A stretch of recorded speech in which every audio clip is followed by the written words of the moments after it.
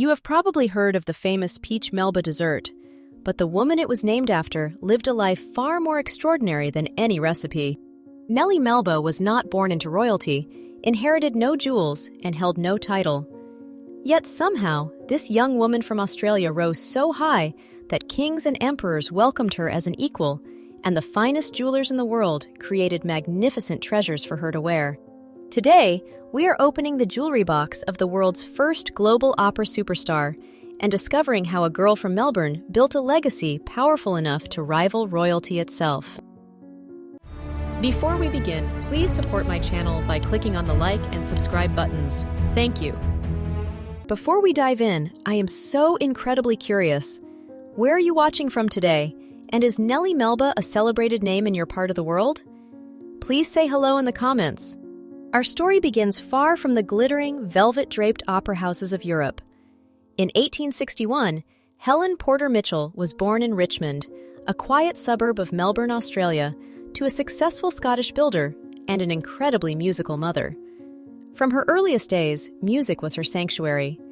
She would crawl under the heavy wooden legs of the grand piano at the age of 4 just to feel the vibrations of her mother's playing. Yet, she was no delicate parlor flower. She was a spirited tomboy who loved riding horses bareback through the rugged Australian bush and had a well-known reputation for unapologetic mischief. But alongside that wild energy, she possessed a rare and undeniable gift, stepping onto a stage to sing in public for the very first time at just 6 years old. As she grew, she became an exceptionally talented amateur pianist. But her life took a sharp detour when she married Charles Armstrong, the youngest son of an Irish baronet. They moved to the sweltering, oppressive heat of a sugar plantation in northern Queensland. The marriage quickly unraveled. Returning to Melbourne as a young, separated mother, she found solace in her music, performing mostly as a pianist at private social gatherings. The true turning point came quite unexpectedly.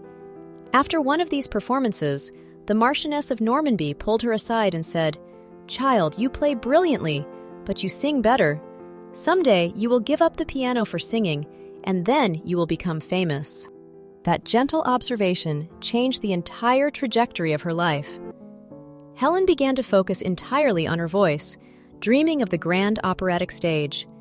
She made the remarkably bold, almost defiant decision to take her young son and set her sights on Europe.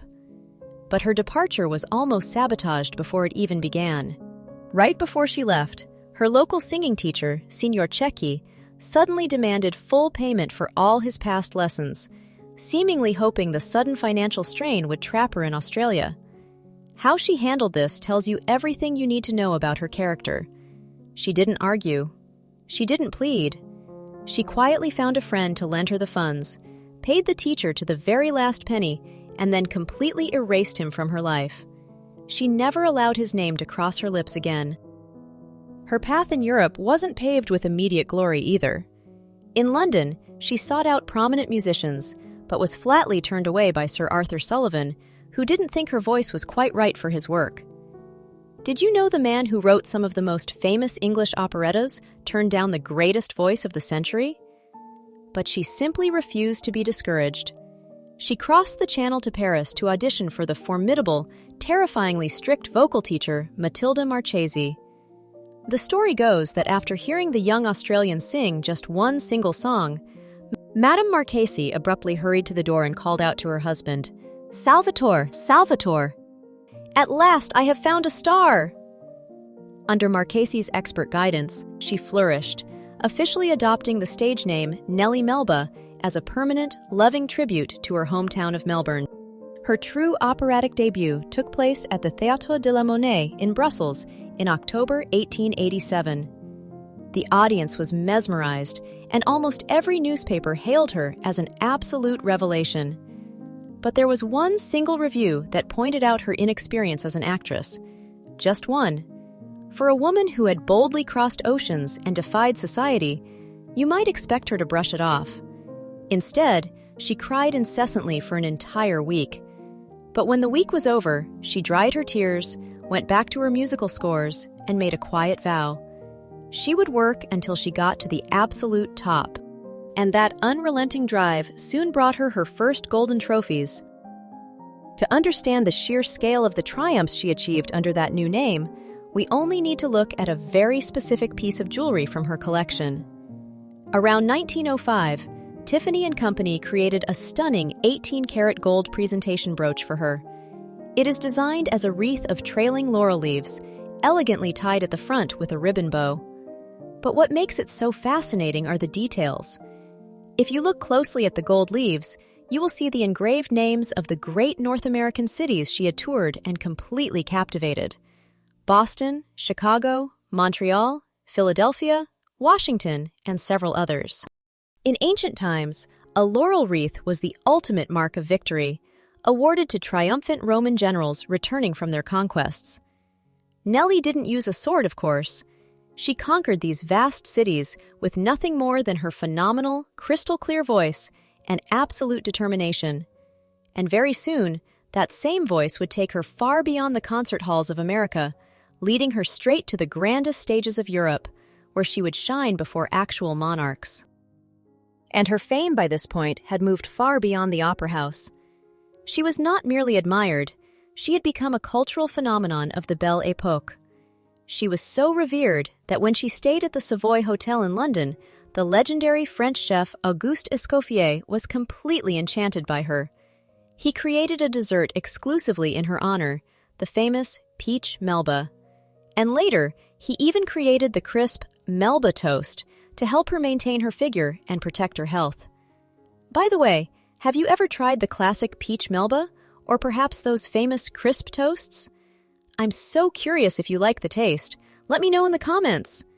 She truly was a woman whose name was literally on everybody's lips. This level of international fame brought her staggering financial independence. At the height of her powers, this once unknown singer from Melbourne was earning an annual salary equivalent to about £3 million a year in today's money. And it was exactly this immense, self-made fortune that allowed her to walk through the doors of Europe's most exclusive jewelry house, not as a mere onlooker, but as one of their most distinguished and valued clients. The jeweler, of course, was Cartier. Melba's patronage of the legendary French house was nothing short of extraordinary. Between 1901 and 1908 alone, she made an astonishing 137 visits to their boutiques. The great prima donnas of the era frequently wore their own magnificent jewels during performances, taking them from the private salons of Mayfair directly to the operatic stage, and Melba fully embraced this glittering tradition. But Melba had one rather unusual backstage requirement. Before she stepped onto the stage, the jewels she wore had to be physically warmed.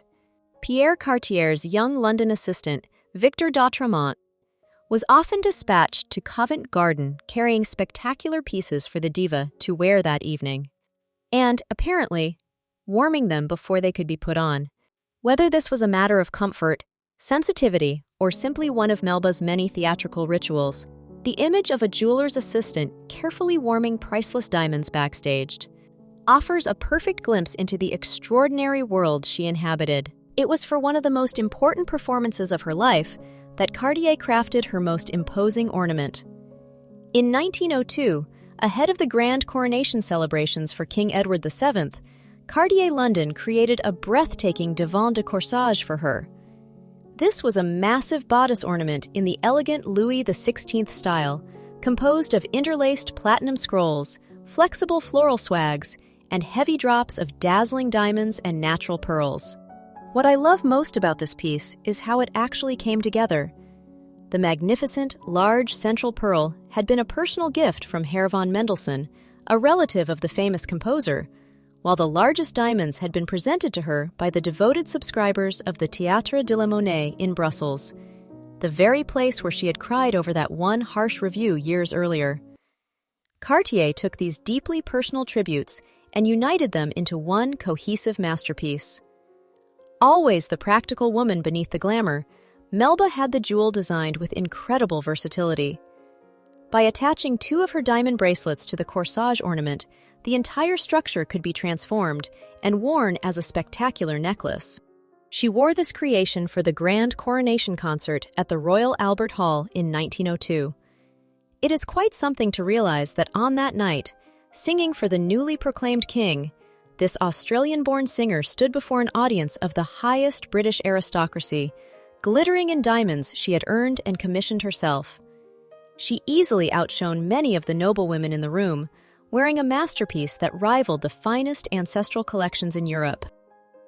The Cartier corsage was an undeniable triumph, but it was certainly not the only time she commanded the attention of monarchs. If you are a fan of historical dramas, you might remember a famous episode of Downton Abbey where the lady of the house firmly reprimanded the snobbish butler for trying to send Nelly Melba's dinner to her room on a tray. Instead, she insisted the great diva dine at the table as an absolute equal with the aristocratic guests. And that scene perfectly captured her true standing in the world. In reality, she didn't just dine with English lords. The actual kings and emperors of Europe treated her as a highly honored guest.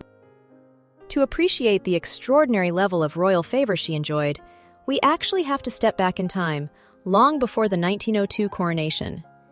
Even in the final years of the 19th century, her jewelry box was quickly becoming a testament to the monarchs who gladly bowed to her talent.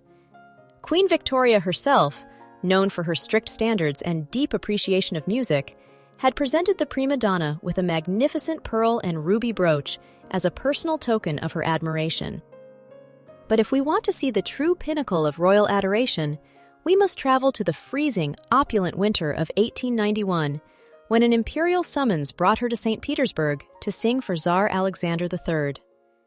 The Russian court, famously the most extravagant in the world at that time, completely surrendered to her voice. The Grand Duke Alexis hosted a spectacular dinner in her honor, featuring magnificent gold plate, and as a special mark of respect, personally escorted her through the private state apartments of the palace. Before she left Russia, the imperial family showered her with jewels. The Grand Duchess Paul gave her a turquoise and diamond bracelet, and the Grand Duke Alexis presented her with sapphires. But it was the gift from Emperor Alexander himself that truly captured her heart. He presented her with an exquisite, highly unusual bracelet composed of intricately engraved diamond cubes and large pearls, all strung together on a slender chain of platinum and gold. She often wore it as a mascot. She seemed to collect royal anecdotes just as easily as she collected their jewels. In 1893, the King of Sweden, King Oscar, specifically requested that she delay her departure to America just so he could hear her sing. She obliged, and he was so moved by her performance that he rose twice in his box to applaud her, later sending an officer to invite her to the palace the very next morning. There, he intended to confer upon her the prestigious Order of Literature and Art. There was just one small, rather charming problem. When the moment came to fasten the decoration to her dress, the king realized he didn't have a pin. He had to borrow one directly from Melba herself. But remembering the old superstition that giving a sharp object severs a relationship, the gallant king smiled and said, "This pin may cut our friendship unless I give you something in exchange." He then leaned forward, kissed her on both cheeks, and declared, "Now we shall always be friends." And now, as we leave the snowy courts of the 19th century behind, we are going to travel forward to 1910, where another absolute masterpiece by Cartier is waiting for us. By the 1910s, Melba was at the absolute peak of her illustrious career, and her relationship with Cartier continued to yield some truly spectacular creations. One of the most striking pieces she acquired during this era was a magnificent Belle Époque stomacher.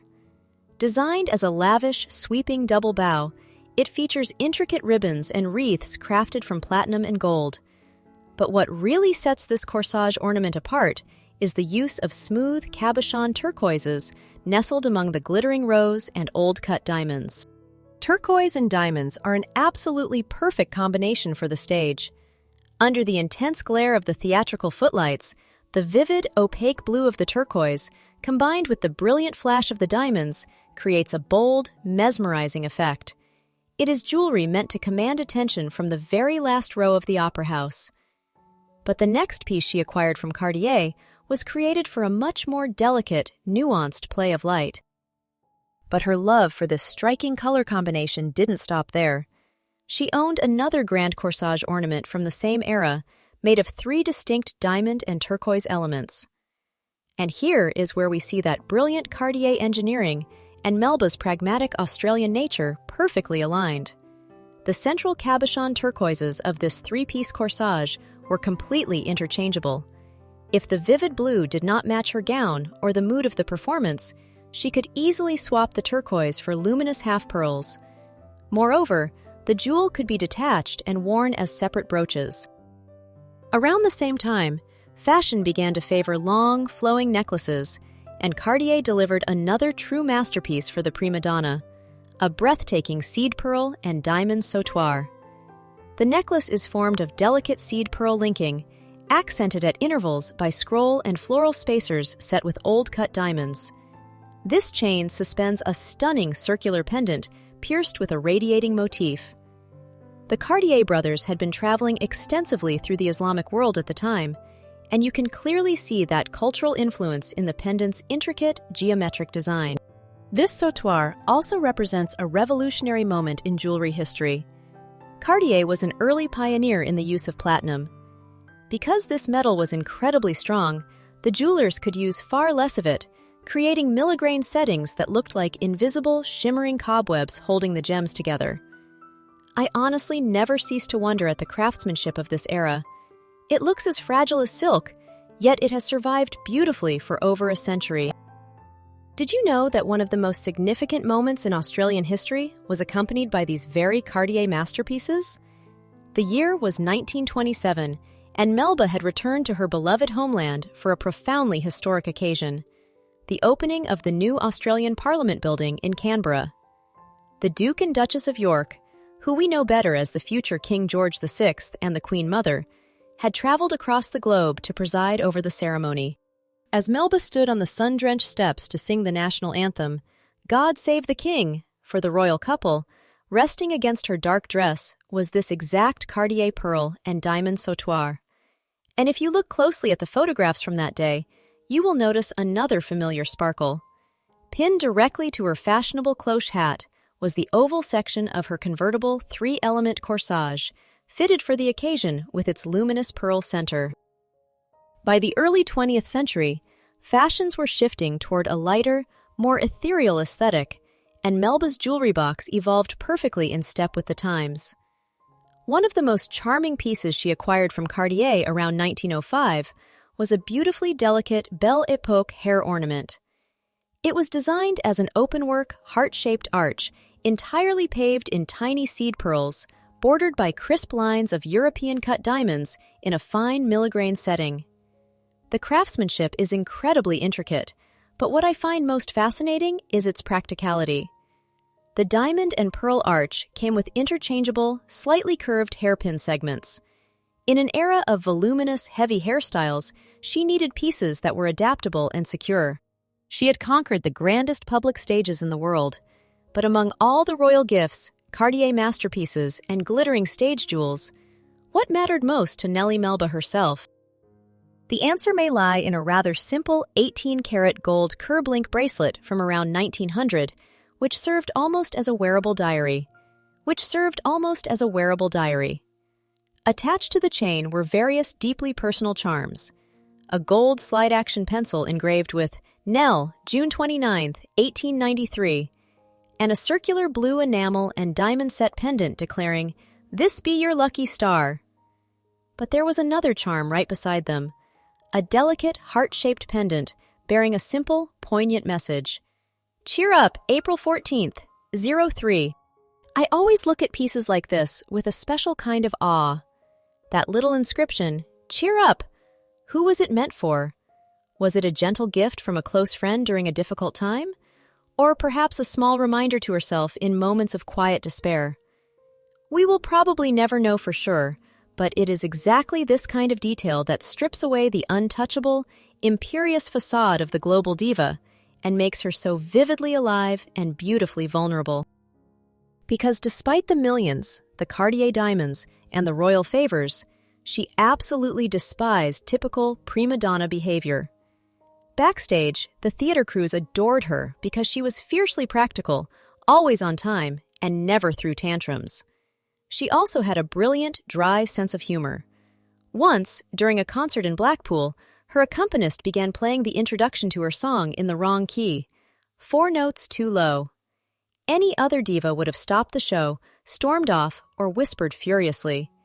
Instead, Melba simply turned to him and announced in a ringing, bell-like voice that carried to the very back row, "My dear sir, you are in the wrong key. I am not a contralto." The entire audience erupted into laughter. She was unapologetically herself.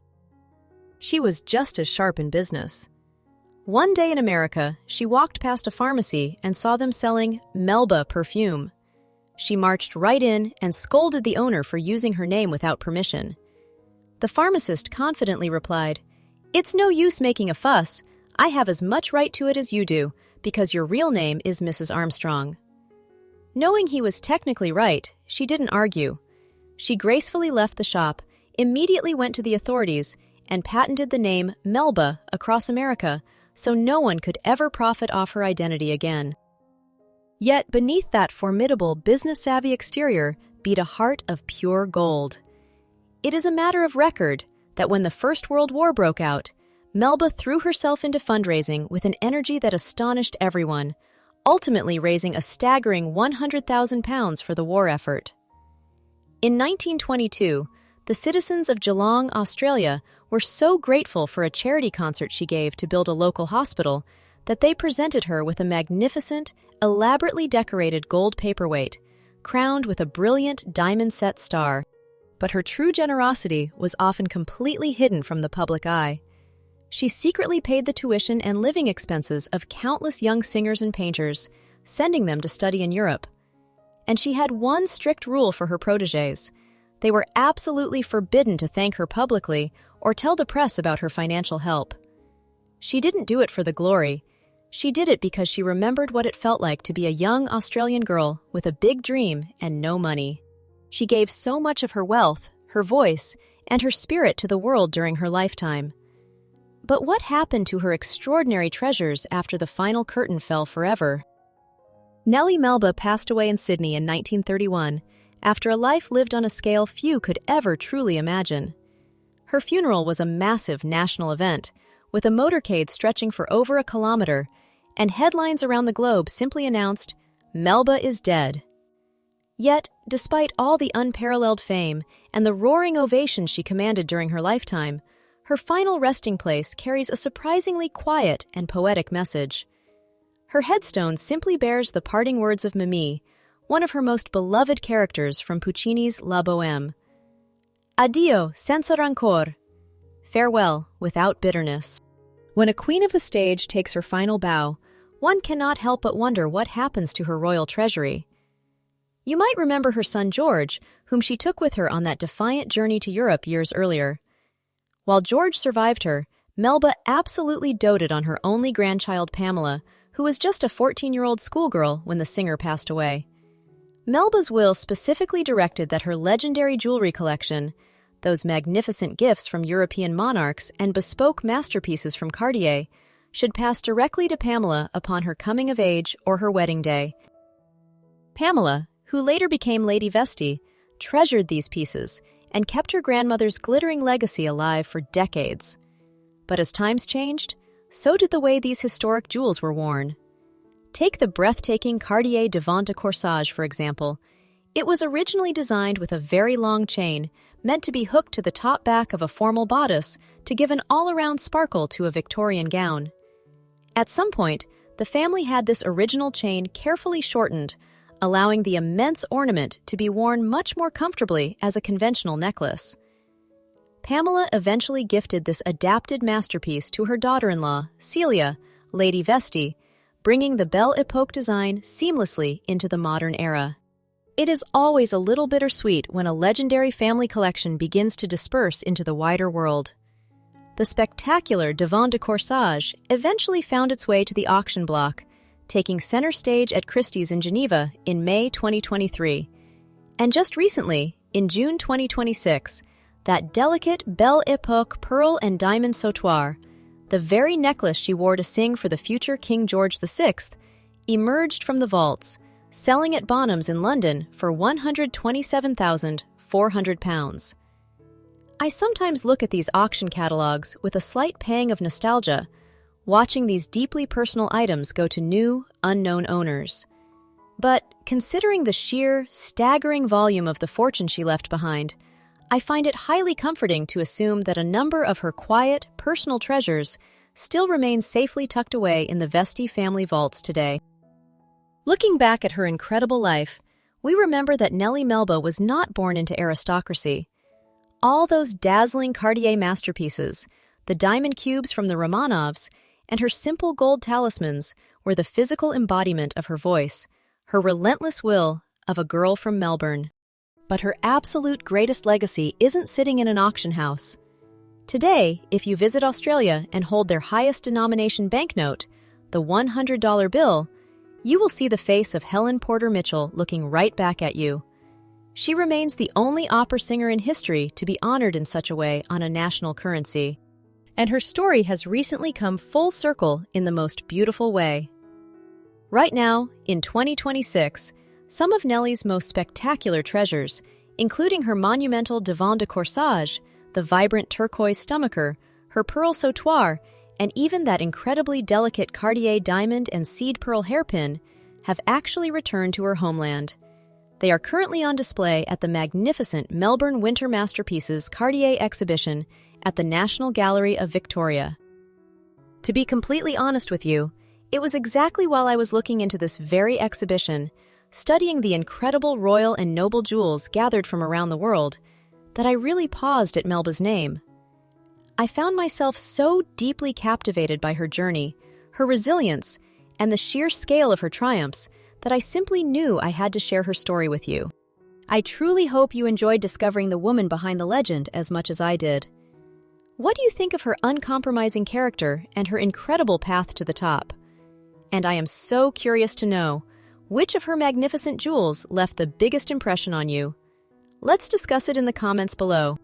If you loved this journey into the glittering world of the Belle Epoque, please support the channel by giving this video a like, and make sure to subscribe and hit the bell so you don't miss a new story. Thank you so much for watching and spending your time with me today. After all, jewels may be silent, but their stories certainly are not, and they never will be as long as we keep telling them.